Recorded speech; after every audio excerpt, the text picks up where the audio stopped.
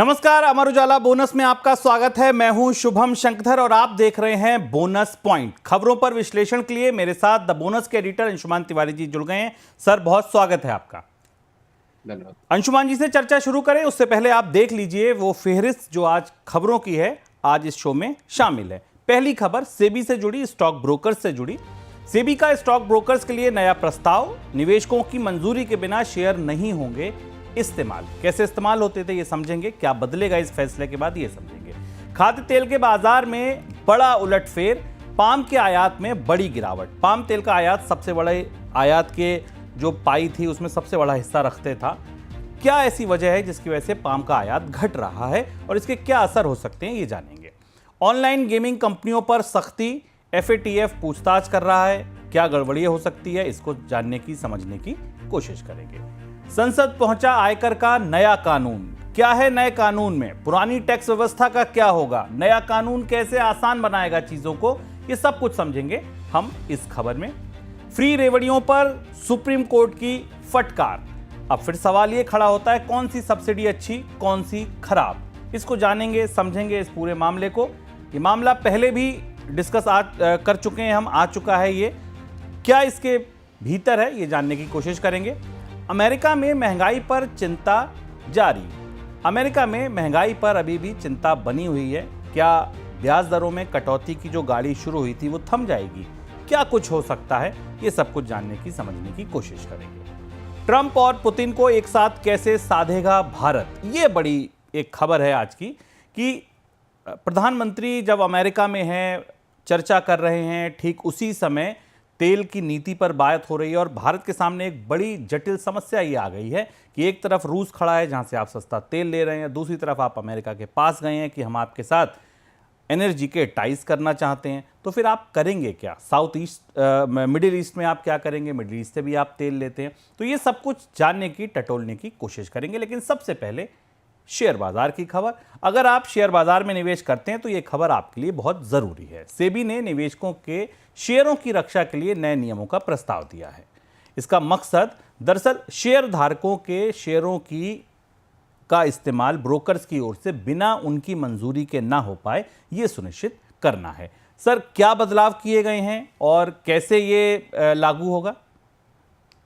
सेबी ने जो margin trading system है उसमें एक महत्वपूर्ण बदलाव का प्रस्ताव दिया है। उस पर एक डिस्कशन पेपर जारी किया है जिस पर ब्रोकर्स की और बाकी लोगों की राय मांगी गई है। सामान्य रूप से होता है कि जो लोग ट्रेडिंग करने वाले लोग हैं इसे बेहतर ढंग से समझेंगे कि जब बाजार में कोई निवेशक ट्रेड करता है वो मार्जिन के बदले अपने शेयर्स को प्लेज करता है, गिरवी रखता है। सेबी ने यह पाया कि जो मार्जिन प्लेस सिस्टम बाजार में काम कर रहा है उसमें जो क्लाइंट है या ग्राहक हैं उनकी सिक्योरिटीज को सेम डे में ही लिक्विडेट नहीं किया जाता है और उसी दिन उनके ऊपर सौदे नहीं किए जाते हैं और ये सिक्योरिटीज लंबे समय तक ब्रोकर के डिमैट अकाउंट में इकट्ठी रहती है। और इसमें खतरा यह है कि इसका इस्तेमाल ब्रोकर कहीं मिसयूज कर सकते हैं और इसे दूसरी जगह ले जा सकते हैं, इसके बदले ट्रेड कर सकते हैं। इसे रोकने के लिए सेबी ने अब दखल देने की तैयारी की है। सेबी का यह सिस्टम इस तरह से काम करेगा एक डीमैट अकाउंट्स के साथ कि जिसमें क्लाइंट्स की जो सिक्योरिटीज हैं, जो ग्राहक के जो ट्रेडर हैं, जो ट्रेड कर रहे हैं, उनकी जो उनके लिए हुए शेयर हैं, उसमें एक अर्ली पे इनकी फैसिलिटी इन्वोक कर दी जाएगी डीमैट अकाउंट में, जिससे कि जैसे ही वो डील से बाहर निकलता है ब्रोकर उसे तत्काल इन सिक्योरिटीज को पे करना पड़ेगा, इन्वोक करना पड़ेगा। और इसके साथ इसमें इलेक्ट्रॉनिक सिस्टम में ट्रांजेक्शन्स की एक पूरा क्रम होगा, एक क्लियर ट्रेल होगा, जिससे कि मार्जिन ट्रेडिंग का प्रोसेस पारदर्शी हो सके। सेबी ने इस पर सबसे चर्चा पत्र भेजकर राय मांगी है और इसके बाद इसे इलेक्ट्रॉनिक फॉर्म में डीमैट अकाउंट और ब्रोकर के अकाउंट्स के बीच में स्थापित किया जाएगा। चलिए, लाइव ट्रैकिंग हो सकेगी अब शेयरों की। अगर ब्रोकर गिरवी रखता है तो निवेशकों को पता होगा कि उसके शेयरों के साथ हो क्या रहा है, वो भी उसकी बिना मंजूरी के नहीं होगा। अगली खबर खाद्य तेल के बाजार से जुड़ी। खाद्य तेल के बाजार में बड़ा उलटफेर हो रहा है। दरअसल हम ज़रूरत का 60% तेल है वो आयात करते हैं। हमें जितनी खपत है उसका 60% आयात पर हमारी निर्भरता है। उस आयात की निर्भरता में 60 से 70% जो हिस्सा होता था वो दरअसल पाम ऑयल का होता था, लेकिन अब ऐसा नहीं हो रहा है। अगर आप दिसंबर जनवरी का आंकड़ा देखें तो इस बार ये हिस्सेदारी पाम के आयात की केवल 27% रह गई है। वजह यह है कि जो पाम तेल है वो जिस कीमत पर दरअसल आयात हो रहा है, इससे सस्ता आयात सोयाबीन का तेल हो रहा है। अब ये बात वही हो गई कि जब आपको सस्ते में अच्छा माल मिल रहा है तो आप महंगा माल और खराब क्यों खरीदेंगे। लेकिन सर, पाम ऑयल का इंपोर्ट घटना क्या बता रहा है भारत के बाजार के लिए? कीमतों के लिहाज से देखें, आम उपभोक्ता के लिहाज से देखें तो यह बदलाव कितना बड़ा संकेत है भविष्य के बाजार के लिए? खाद्य तेल बाजार में दो महत्वपूर्ण बदलाव इस पूरे घटनाक्रम से हुए हैं। पाम, जिस पर भारत का की एडिबल ऑयल इंडस्ट्री पूरी तरह निर्भर है, और खासतौर से साउथ ईस्ट एशिया से, मलेशिया से और इंडोनेशिया से पाम तेल का बड़ा आयात होता है, और उसी के आधार पर भारत में खाद्य तेल की आपूर्ति की जाती है। हाल के महीनों में, पिछले कुछ महीनों में पाम तेल की कीमतें अंतर्राष्ट्रीय बाजार में बढ़ी हैं, क्योंकि इन देशों ने अपने यहाँ पाम का इस्तेमाल एथेनॉल बनाने में शुरू कर दिया है। अब स्थिति यह है कि दिलचस्प बात है, हालांकि पाम तेल सस्ता माना जाता है और पाम तेल के आने के कारण भारत में खाद्य तेल की कीमतों को कम करने में मदद मिलेगी। अगर आपको याद हो तो खाद्य तेल की महंगाई के दौरान भारत सरकार तमाम कोशिशें करती थी कि मध्य पूर्व से पाम तेल का आयात हो सके, लेकिन अब पाम ऑयल की कीमतें अंतर्राष्ट्रीय बाजार में इस स्तर पर पहुंच गई हैं कि जहां थोड़े प्रीमियम ऑयल, जिनको कि आमतौर पर प्रीमियम माना जाता है, सोया ऑयल और सनफ्लावर ऑयल, वो अब इसके बराबर या इसके आसपास की कीमत में आ गए हैं, और इसलिए अब इनका आयात किया जा रहा है। इसका जो फैक्ट है वो समझना जरूरी है कि इसके साथ अब भारतीय बाजार में खाद्य तेल की कीमतों में प्रीमियमनेस, खाद्य तेल उत्पादों में जो प्रीमियमनेस है या प्रीमियम उत्पाद है, वो सामान्य व्यवस्था में आ गए हैं, और इससे खाद्य तेल की कीमतों को आने वाले समय में कम करने में मदद मिलेगी, क्योंकि पाम तेल की कीमतें ही ऐसी थी जो सस्ता था और वो खाद्य तेल की कीमतें कम करने में सहायता करती थी। तो अब पाम, सोया और सनफ्लावर, ये तीनों लगभग एक ही रेंज में आ गए हैं। इससे भारतीय उपभोक्ताओं के लिए खाद्य तेल की कीमतें अब लंबे समय तक कम होने की गुंजाइश नहीं है, जब तक कि घरेलू स्तर पर खाद्य तेल का उत्पादन, तिलहन के या ऑयल सीड्स के उत्पादन में बढ़ोतरी की जा सके। कल हमने महंगाई का आंकड़ा भी देखा था, उस आंकड़े में, डेटा पॉइंट में आपके सामने ये आंकड़ा भी दिखाई दे रहा है कि भारत में किस कीमत पर अलग अलग क्रम के तेल, अलग अलग तरह के तेल या खाद्य तेल उपलब्ध होते हैं। कल हमने महंगाई के आंकड़े में देखा था कि खाद्य तेल की महंगाई अभी भी भारत के उपभोक्ताओं के लिए बड़ा दबाव और बड़ी चुनौती बनी हुई है। चलिए, अगली खबर भारत की ऑनलाइन गेमिंग इंडस्ट्री पर। भारत की ऑनलाइन गेमिंग इंडस्ट्री सवालों के घेरे में है। फाइनेंशियल एक्शन टास्क फोर्स यानी FATF ने ड्रीम11, बाजी गेम, जूपी, विंजो, ये जो भी कंपनियां हैं भारत की टॉप गेमिंग कंपनियां, इनको सम्मन भेजा है। इन कंपनियों में मनी लॉन्ड्रिंग और अवैध फंड ट्रांसफर से जुड़े सवाल पूछे जा रहे हैं, और ऐसा आरोप है, ऐसा अंदेशा है कि इससे गैर कानूनी तरीके से मनी लॉन्ड्रिंग और काले धन को सफ़ेद किया जा रहा है। सर, किस नज़रिए से समझा जाए FATF की इस बातचीत को? ये आरोप नए नहीं हैं। ऑनलाइन गेमिंग कंपनियों का जो कामकाज है ना, ये शेडी रहा है, बहुत ज़्यादा साफ सुथरा नहीं रहा है। अब ये जो नई पूछताछ है, नई कोशिश क्या है और क्या समझा जाए, किस तरह से इसको देखा जाए? ऐसा पहली बार हो रहा है जब भारत की ई गेमिंग इंडस्ट्री, जो काफी बड़ी है, जिस पर GST और टैक्सेशन को लेकर भी तमाम चर्चाएं होती रही हैं, वो अब सीधे सीधे global anti money laundering watchdog या ग्लोबल एंटी मनी लॉन्ड्रिंग संस्था FATF के रडार पर या उसके निशाने पर आ गई है। इसकी सबसे बड़ी वजह है कि ड्रीम11, बाजी गेम्स, विंजो, ये सारी कंपनियां भारत से बाहर किसी संदिग्ध टैक्स ज्यूरिडिक्शन एरिया से काम करती हैं। भारत के भीतर इनके कारोबार नहीं, जबकि कमाई ये भारत से कर रही हैं, लोगों को गैम्बलिंग या लोगों को गेम भारत में खिलवा रही है, पर इनके कामकाज बाहर से हो रहे हैं। और इस पर पिछले एक साल में कई बार मामले उठे हैं, जब भारत में भी कंपनियों पर छापे पड़े हैं। भारत सरकार की एजेंसियों ने भी इनको पड़ताल करने की और खंगालने की कोशिश की है। लेकिन अब ये मामला ग्लोबल एंटी मनी लॉन्ड्रिंग जो ट्रैकिंग सिस्टम है या एंटी मनी लॉन्ड्रिंग मुहिम है, उसमें शामिल हो गया है। और फत्व ने ऐसा माना है कि ये कंपनियां जो कि भारत में ऑनलाइन गैम्बलिंग करा रही है, ई गैम्बलिंग करा रही हैं, इनके कामकाज जिन देशों से चल रहे हैं, वहां केवल मनी लॉन्ड्रिंग का ही खतरा नहीं है, यानी काले धन को सफेद करने का, अवैध पैसे का खतरा नहीं है, बल्कि टेरर फाइनेंस में भी इनके शामिल होने का रिस्क हो सकता है, क्योंकि इनके बारे में इनके कामकाज के बारे में, इनके मॉडल के बारे में और ये जैसे काम कर रही है इसके बारे में भारतीय ज्यूरिडिक्शन को, भारतीय टैक्स सिस्टम को ज्यादा कुछ पता नहीं है। अब यहाँ से एक महत्वपूर्ण संकेत भविष्य के लिए मिलता है कि एफएटीएफ की सख्ती के बाद, क्योंकि भारत भी एफएटीएफ का सिग्नेटरी है, भारत ने एफएटीएफ के नियम अपने यहाँ लागू किए हैं दुनिया के अन्य देशों की तरह, तो क्या भारत की एजेंसियां इन ऑनलाइन गेमिंग इसकी कंपनियों पर कोई क्रैकडाउन करेंगी, इनसे पूछताछ करेंगी, इनके गेमिंग के कारोबार पर कुछ सख्ती होगी, ये हमें देखना होगा। लेकिन अब क्रमशः तमाम दुविधा और बहस के बाद एक चीज तो स्थापित हो रही है अंतर्राष्ट्रीय स्तर पर कि भारत में जो ऑनलाइन गेमिंग का कारोबार चल रहा है, जो विदेश के अन्य क्षेत्रों से चल रहा है, उसमें गहरे संदेह हैं मनी लॉन्ड्रिंग शामिल होने। चलिए, अगली खबर इनकम टैक्स का जो नया बिल आया है उससे जुड़ी। सरकार ने नया इनकम टैक्स बिल 2025 संसद में पेश कर दिया। इस बिल का मकसद पुराने टैक्स सिस्टम को पूरी तरह बदलना और नए और आसान नियम लागू करना है। संसद में जो पेश हुआ है बिल, ये इसका मकसद जो है वो जो कानून की भाषा है उसको सरल करना, ऐसा बताया जा रहा है। पता चला है कि इनकम टैक्स का जो पहला कानून था वो 800 पन्नों से ज़्यादा का था, नया जो कानून है वो 622 पन्नों का है। जो बोझिल शब्द थे उनको हटा दिया जाएगा। कई और तरीके के बदलाव की बात कही गई है इस ड्राफ्ट में। सर, क्या क्या बड़ी बातें हैं? अगर हम 4-5 बड़ी बातें देखें तो क्या ये बिल कहता है, किस तरफ सरकार बढ़ रही है? इनकम टैक्स का एक्ट नया है, पर जब हम इसके प्रोविजंस को भीतर से आपके सामने चर्चा करेंगे तो आपको लगेगा कि इसके अंदर बहुत कुछ नया नहीं है। सहज करने की कोशिश है, चीजों को बदलने की कोशिश है। पहले इसके प्रोविजन समझते हैं, जो प्रोविजंस आए। पहले कुछ चीजें स्पष्ट रूप से बता दी जाए कि टैक्स दरों के, टैक्स के ढांचे में, टैक्स छूट में income tax, capital gains tax, TDS, standard deduction, slabs, rebate, exemption, इस सारी व्यवस्था में कहीं कोई बदलाव नहीं हुआ है। तो अगर एक आप कॉमन टैक्स पेयर है तो शायद इनकम टैक्स कानून आपकी जिंदगी में कोई बदलाव नहीं करने वाला। आपके टैक्स भुगतान की दृष्टि से जो आप कर रहे हैं वो व्यवस्था जैसी अभी चल रही थी और जिस बजट के फिनांस बिल में घोषित की गई थी वही व्यवस्था लागू है। तो हमारी टैक्स दरों पर, हमारी टैक्स पेइंग लाइफ पर, हमारी जिंदगी पर, हमारे टैक्स के भुगतान पर इस बिल का कोई सीधे प्रत्यक्ष असर नहीं होने वाला है। अब हम बताते हैं उन प्रोविजंस पर जिन प्रोविजंस का इसमें बदलाव किया गया, जो छोटे छोटे बदलाव हैं जिनसे कहीं कुछ सहूलियत होगी, कहीं कुछ ऐसा लगता था बहुत पुराना कानून था 1961 का तो उसे नए सिरे से बदलने की जरूरत थी, तो बदलाव किया गया।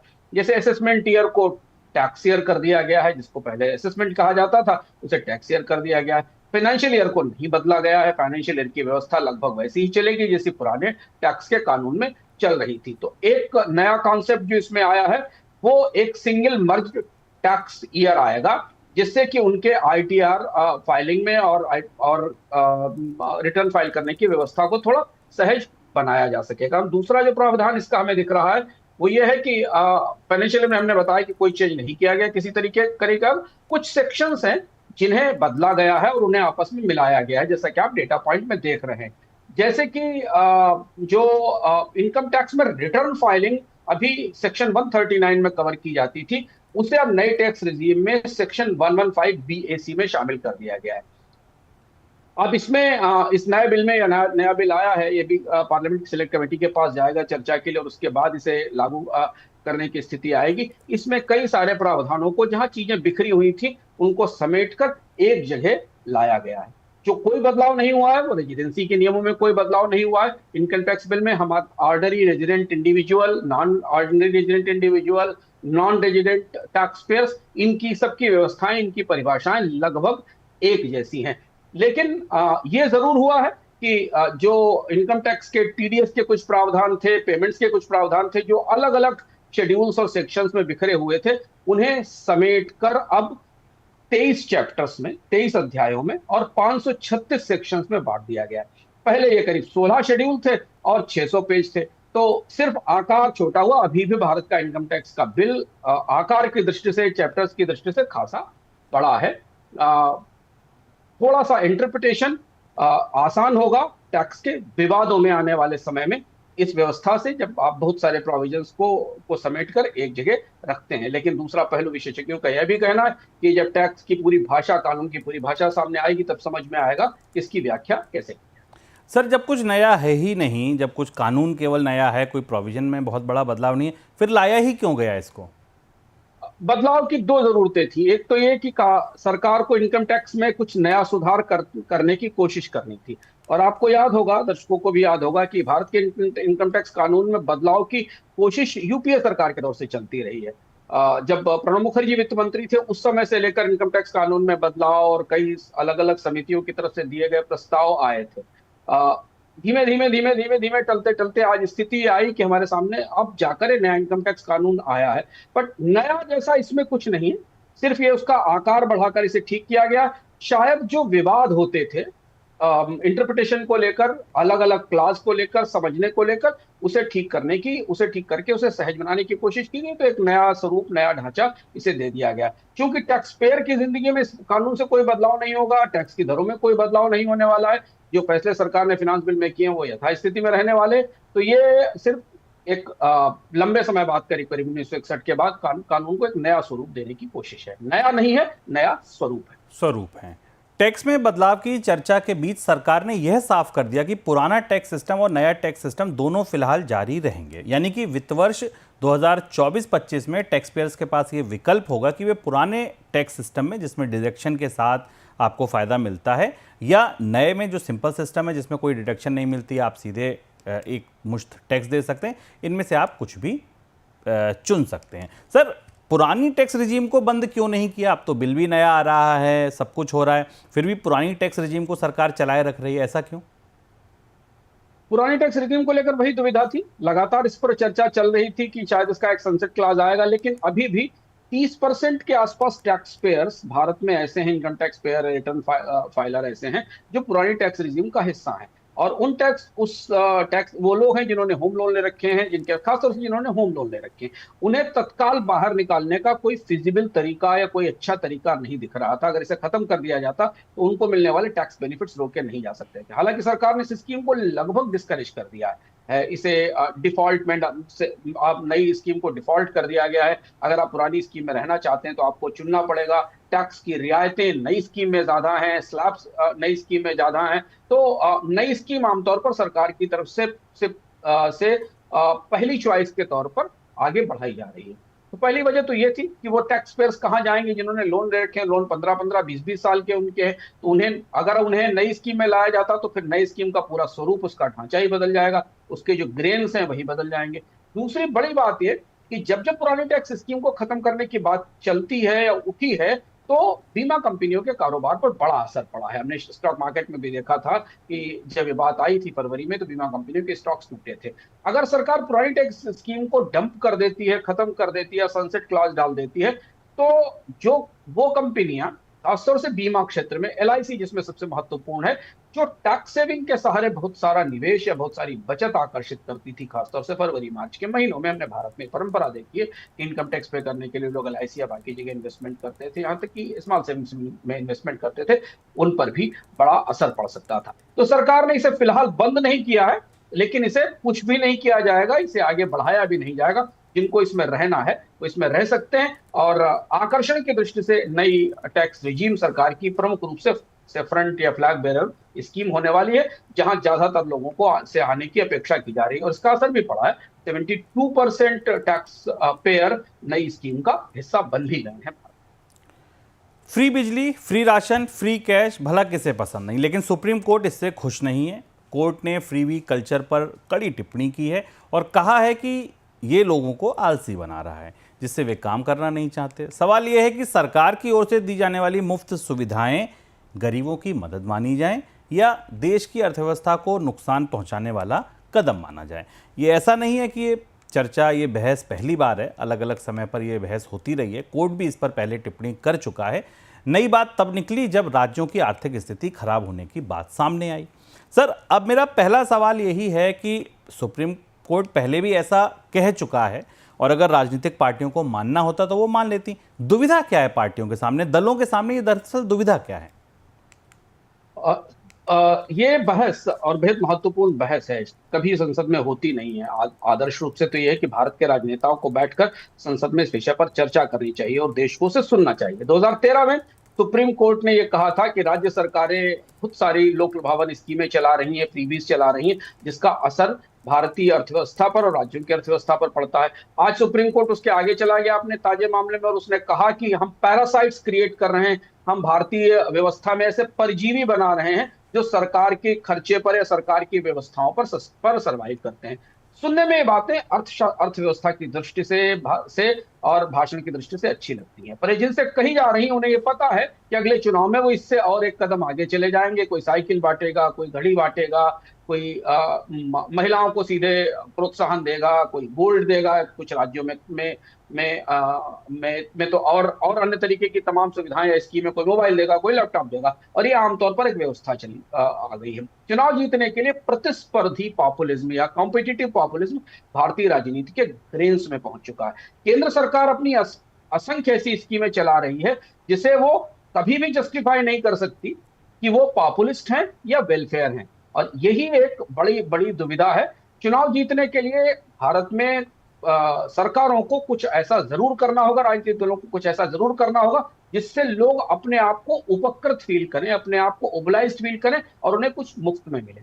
और इसके पीछे भारतीय अर्थव्यवस्था का, भारतीय व्यवस्था का बड़ा ढांचा है जिसे हमें गहराई से समझना होगा। और सुप्रीम कोर्ट अगर इस पर टिप्पणी करता तो शायद हमें अच्छा लगता और हम इस बहस को और बौद्धिक रूप से, वैचारिक रूप से बेहतर बना सकते। क्योंकि भारतीय अर्थव्यवस्था में, भारत की आबादी में एक बहुत बड़ी आबादी ऐसी है जो मुक्त बाजार से, बाजार की व्यवस्था से अपनी जिंदगी जीने लायक रोजगार नहीं हासिल कर सकती।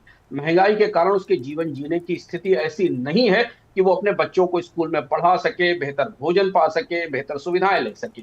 और ऐसी स्थिति में इन लोगों को किसी न किसी तरह से सरकार की तरफ से प्रत्यक्ष या परोक्ष मदद चाहिए। उसे आप फ्री भी कह लीजिए, उसे आप सब्सिडी कह लीजिए, उसे आप सस्ता अनाज कह लीजिए, उसको सस्ता सिलेंडर कह लीजिए, उसको लाडली बहना योजना का नाम ले दीजिए, आप उसे उसमें किसानों को मिलने वाली इंटरेस्ट सब्सिडी कर दे दीजिए, मध्य वर्ग को मिलने वाली हाउसिंग लोन की सब्सिडी दे दीजिए। एक बड़ा हिस्सा है जो भारत में बेहतर जीवन तब तक नहीं जी सकता जब तक सरकारें उन्हें कुछ ना कुछ मुफ्त में नहीं देंगी। इसका विकल्प यह है कि या तो जिंदगी जीने की लागत कम कर दी जाए, महंगाई कम कर दी जाए, या लोगों की आय बढ़ा दी जाए। और ये दोनों ही चीजें करने में भारत के राजनीतिक दल मतलब भव्य रूप से फेल हुए पिछले कई वर्षों में। और इसलिए धीमे धीमे ये जो विद्रोह है, जो विरोध है लोगों के अंदर अंदर अपनी जिंदगी बेहतर न कर पाने का, उसकी जगह ये सारी सुविधाएं, ये सारी सहूलतें चुनावों में लाई जाती हैं। चुनाव में घोषणा कुछ होती है, उनको लागू कुछ किया जा पाता है, फिर उसके बाद सरकारों को लगता है कि बजट के ऊपर भारी है और फिर वो कर्ज लेकर इसे बांटना शुरू करती हैं। तो ये वो दुष्चक्र है जो दुष्चक्र लगातार चल रहा है। अगर इसे हम राजनीतिक दलों के नजरिए से देखें, क्योंकि भारतीय अर्थव्यवस्था में अधिकांश लोग अभी ऐसी स्थिति में नहीं है कि वो अपनी बेहतर जिंदगी जी सके, तो उन्हें अपने लिए सरकार की मदद की जरूरत। तो सर फिर ये तय कैसे हो, अगर आपकी बात को समझें तो ज़रूरत भी है, तो फिर ये तय कैसे होगा कि कौन सी सब्सिडी अच्छी है, कौन सी सब्सिडी बुरी है? आज तक केंद्र सरकार ने इन बहसों का कभी जवाब नहीं दिया। सुप्रीम कोर्ट ने कहा, किसी राज्य सरकार ने खुलकर जवाब नहीं दिया। राज्यों की विधानसभाएं हैं कि संसद है, संसद को तो इस पर चर्चा करनी चाहिए कि भारत में वेलफेयर स्टेट को कैसे डिफाइन करेंगे आप। एक कल्याणकारी राज्य की जो संकल्पना भारत के संविधान में निर्देशक तत्वों में की गई है, जिसके लिए आप इतना टैक्स लगाते हैं, उस टैक्स को जुटाते हैं लोगों से लेकर, उसको कैसे आप डिफाइन करेंगे। हमने करीब 1.5 दशक पहले शुभम भारत में मेरिट और नॉन मेरिट सब्सिडीज की एक बहस देखी थी, लंबी चर्चा चली थी, रिसर्च हुए थे, पेपर्स आए थे। वो बहस भी अब खत्म कर दी गई। हम एक तरफ सस्ते अनाज पर भी सब्सिडी दे रहे हैं और दूसरी तरफ इलेक्ट्रिक व्हीकल पे भी सब्सिडी दे रहे हैं। इलेक्ट्रिक व्हीकल खरीदने वाले, ईवी खरीदने वाले लोग तो वो हैं जो पेट्रोल की कार से अपने को ग्रेजुएट करके इलेक्ट्रिक व्हीकल पर ले जा रहे हैं, और दूसरी तरफ वो लोग हैं जिनको सस्ता अनाज चाहिए। हम शिक्षा पर भी सब्सिडी भी दे रहे हैं और शिक्षा पर जीएसटी की दरें और शिक्षा के सामानों पर जीएसटी भी बढ़ा रहे हैं। तो ये पूरा मामला इतना उलझा हुआ है कि सरकारें खुलकर इस पर बात नहीं करना चाहती कि वेलफेयर स्टेट की जरूरत क्या है, भारत में लोगों को किन सुविधाओं को मुफ्त में देने की जरूरत। हम एक तरफ बात करते हैं कि हम यूनिवर्सल वाली स्कीमें लेकर आएंगे जिनमें यूनिवर्सल एजुकेशन फ्री हो, यूनिवर्सल फूड फ्री हो, और दूसरी तरफ हमारी अदालतें हमसे कहती हैं कि ये तो सब फ्रीबीज हैं, हम तो पैरासाइट्स क्रिएट कर रहे हैं। तो भारत में अगर 80 करोड़ लोगों को अनाज देना, मुफ्त अनाज देना जस्टिफाइड है, तो वो फ्री भी है या सब्सिडी है या वेलफेयर स्टेट के तहत आता, इसका जवाब कौन देगा। और चूंकि सरकारें इन तीखे सवालों से, इन चर्चाओं से भागती हैं या उनमें शामिल नहीं होती, तो सुप्रीम कोर्ट भी एक समय समय पर अपनी टिप्पणी करके चीजें बदल देता है। भी आने वाले समय में फिर राज्यों के चुनाव आएंगे, अगला चुनाव बिहार का होगा, फिर आप वहां ऐसी घोषणाएं देखेंगे, इसी तरीके की घोषणाएं चलती रहेंगी। चलिए आगे बढ़ते हैं, अमेरिका चलते हैं। अमेरिका की महंगाई की समस्या अभी खत्म नहीं हुई है। यूएस फेडरल रिजर्व के चेयरमैन जेरोम पावेल ने कहा है कि अभी और कदम उठाने की ज़रूरत है जिससे महंगाई को पूरी तरह कंट्रोल किया जा सके। बस ये बयान ही अपने आप में बड़ा बयान है, क्योंकि ये तय करेगा कि ब्याज दरों का अमेरिका में आगे होगा क्या।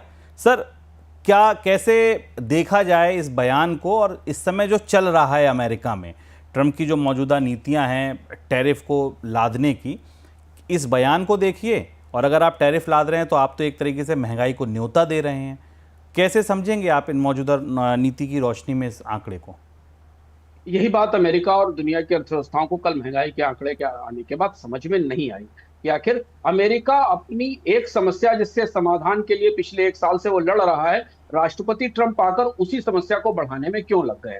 महंगाई का जो ताजा आंकड़ा आया उसमें जनवरी की इन्फ्लेशन करीब 3% थी। फेडरल रिजर्व के का जो लक्ष्य था उससे ये ऊपर थी। कोर इन्फ्लेशन में भी बढ़ोतरी दिखाई दी और बाकी सामान्य इन्फ्लेशन में भी बढ़ोतरी दिखाई दी। फेडरल रिजर्व चूका नहीं, उसने तत्काल संकेत दे दिया कि उसका काम अभी पूरा नहीं हुआ। जब फेडरल रिजर्व में कहता है कि उसका काम पूरा नहीं हुआ तो बाजार उसका यह मतलब निकालता है कि ब्याज दरों में कटौती की उम्मीद छोड़ दी जाए, क्योंकि ब्याज दरें अब नहीं घटेंगी और इसका असर पूरी दुनिया के बाजार में गिरावट और अनिश्चितताओं के तौर पर दिखाई दिया। अब समस्या यह है कि फेडरल रिजर्व चाहता है कि अमेरिका में महंगाई कम हो। डोनाल्ड ट्रंप चाहते हैं कि अमेरिका में आने वाले सामानों पर इंपोर्ट ड्यूटी लगाई जाए और वो लगा भी रहे हैं, और उससे महंगाई और ज्यादा बढ़ेगी। माना जा रहा है कि 1 से 1.5% तक महंगाई अमेरिका में बढ़ सकती है। और जो मेक अमेरिका ग्रेट अगेन की पूरी मुहिम है, उसके तहत डोनाल्ड ट्रंप स्टील, एल्युमिनियम और तमाम तरीके के इलेक्ट्रॉनिक सामान की लिस्ट बनाते जा रहे हैं और टैरिफ पर टैरिफ लगाते चले जा रहे हैं। यहां से दुनिया की अर्थव्यवस्थाओं को दो बड़ी चिंताएं सामने दिख रही हैं, और इसीलिए आप भारतीय बाजारों में या विदेशी बाजारों में कोई स्थिर रुख नहीं देख रहे हैं, उतार चढ़ाव देख रहे हैं। ये समस्या अमेरिका में महंगाई बढ़ाकर ब्याज दरों को बढ़ाने की तरफ प्रेरित कर सकती है, घटने के बजाय। जेरोम पावेल को आने वाले समय में ब्याज दरों में बढ़ोतरी का फैसला लेना पड़ सकता है, जिससे अमेरिकी अर्थव्यवस्था में डिमांड में, मांग में कमी और आर्थिक सुस्ती आएगी।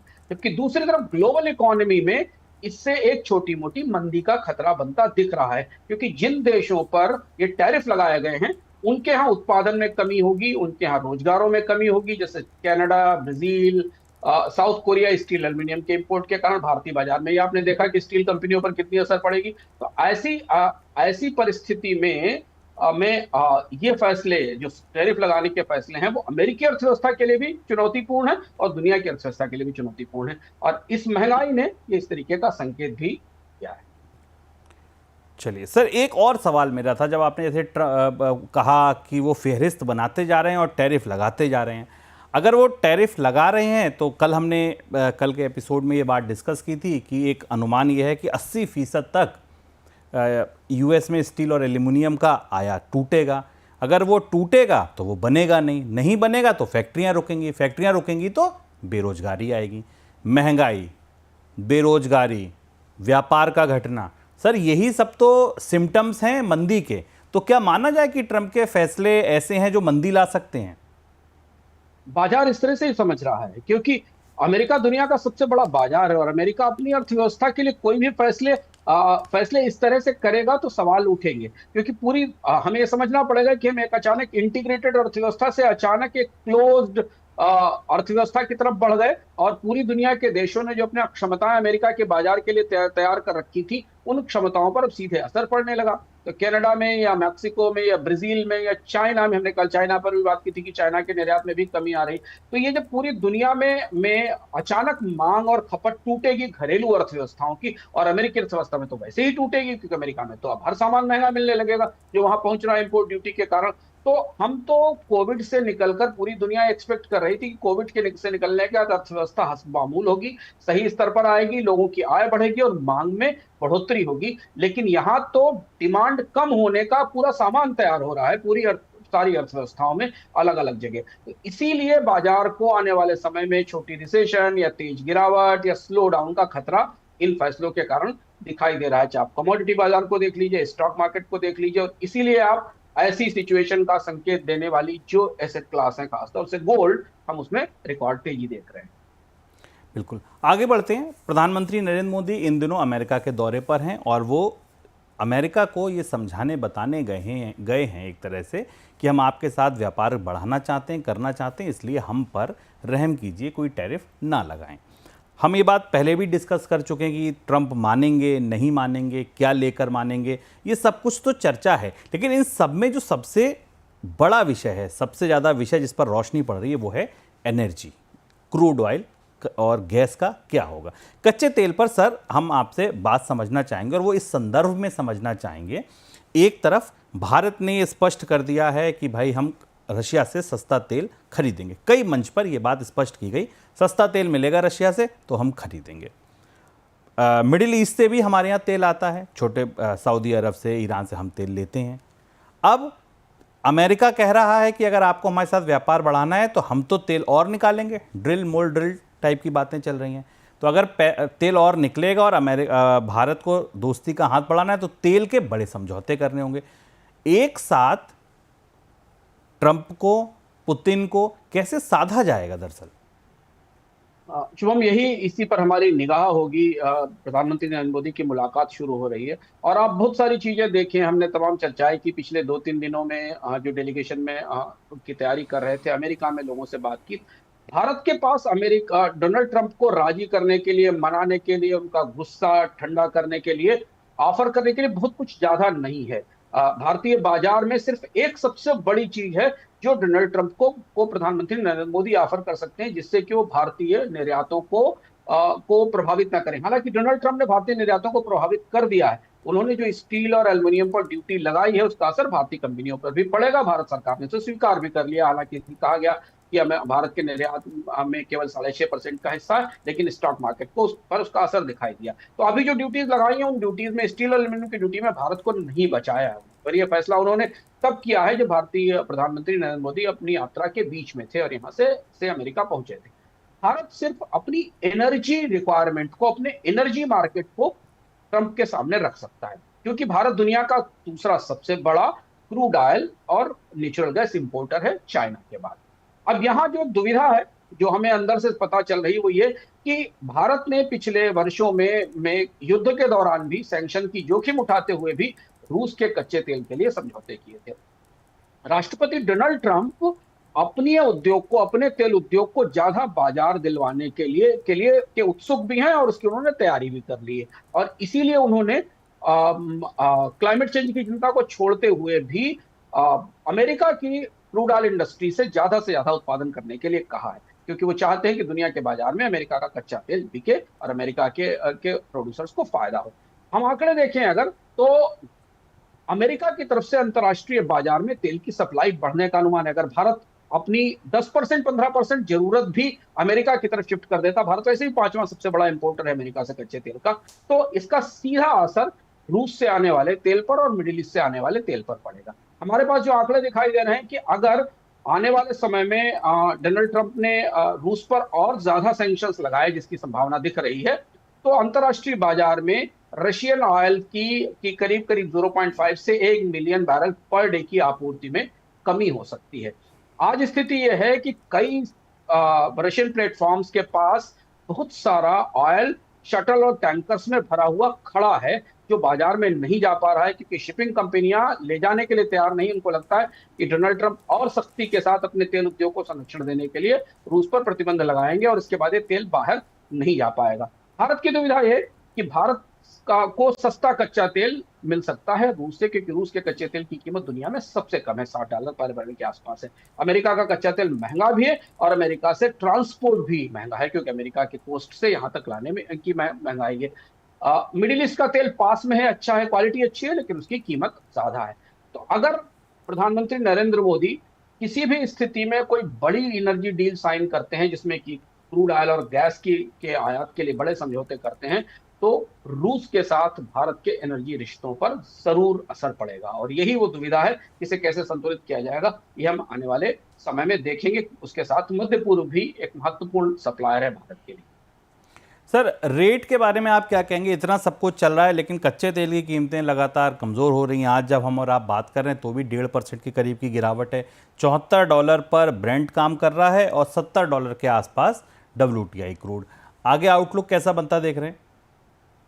अभी जो बाजार के अंदर परिस्थिति है उसमें अंतर्राष्ट्रीय बाजार में कच्चे तेल की सप्लाई बढ़ने की संभावना है, क्योंकि कनाडा जो अमेरिका का एक बड़ा ऑयल सप्लायर था, एनर्जी एक्सपोर्टर था, उस पर प्रतिबंध लगाने की तैयारी की गई है, उस पर टैरिफ लगाने की तैयारी की गई है। 1 महीने बाद वो टैरिफ शायद वापस आ जाएंगे। ऐसी स्थिति में कनाडा का एडिशनल ऑयल भी यूरोप के मार्केट में आएगा और चीन उसके लिए बड़ा बायर हो सकता है।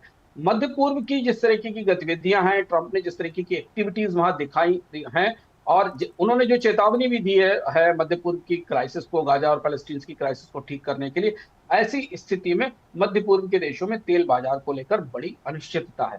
लेकिन अगर रूस के तेल की आपूर्ति में निर्णायक कमी होती है, 2 फैक्टर समझना जरूरी है। यदि रूस के तेल की आपूर्ति में निर्णायक कमी होती है तो कच्चे तेल की कीमतों में बढ़ोतरी की संभावना है, और मध्य पूर्व के देश, खासतौर से सऊदी अरब जैसे देश, बाजार में इस आपूर्ति को करीब से देख रहे हैं। ईरान पर और सख्त प्रतिबंध लगाए जाने की संभावना, यानी वहां से भी तेल आने की संभावना कम है। तो ऐसी स्थिति में कच्चे तेल के बाजार में आपूर्ति का संतुलन बिगड़ने के कारण कीमतें ऊपर जा सकती है। और अगर आप मैक्रो इकोनॉमी पिक्चर देखें, अगर दुनिया की अर्थव्यवस्थाओं की पिक्चर देखें, तो डिमांड कम होने के कारण कच्चे तेल की कीमतों पर दबाव बना रहेगा और दिख रहा है। तो अभी कच्चे तेल का बाजार दुनिया की अर्थव्यवस्था में जो अनिश्चितता है उसको फॉलो कर रहा है, जहां मांग की कमी है, जहां टैरिफ लगाए जा रहे हैं। लेकिन अगर रूस का तेल बाजार में आना सीमित हुआ तो फिर ओपेक को अपनी कीमतें बढ़ाने का मौका मिलेगा। तो आप ये कह सकते हैं कि जो ऑयल बाजार के बुल्स हैं वो तैयार हो रहे हैं, इसको हैं कि जैसे ही बाजार में रूस के कच्चे तेल की आपूर्ति सीमित हो, या ट्रंप गाजा, इजराइल और ईरान के इलाके में कोई सख्त कार्यवाही किसी तरह से प्रत्यक्ष या परोक्ष रूप से करें, और इस एरिया में जो जियोपॉलिटिकल इंस्टेबिलिटी है, जो अस्थिरता है, वो बढ़े, तो उसका फायदा कच्चे तेल की कीमतों में बढ़ोतरी के तौर पर लिया जा सकता है। बहुत शुक्रिया सर आपका, तमाम घरेलू विदेशी खबरों पर टिप्पणी करने के लिए, विश्लेषण करने के लिए। आप लोगों का भी बड़ा शुक्रिया शो देखने के लिए। कल फिर आऊँगा नई खबरों के नए विश्लेषण के साथ। तब तक के लिए दीजिए इजाज़त। नमस्कार।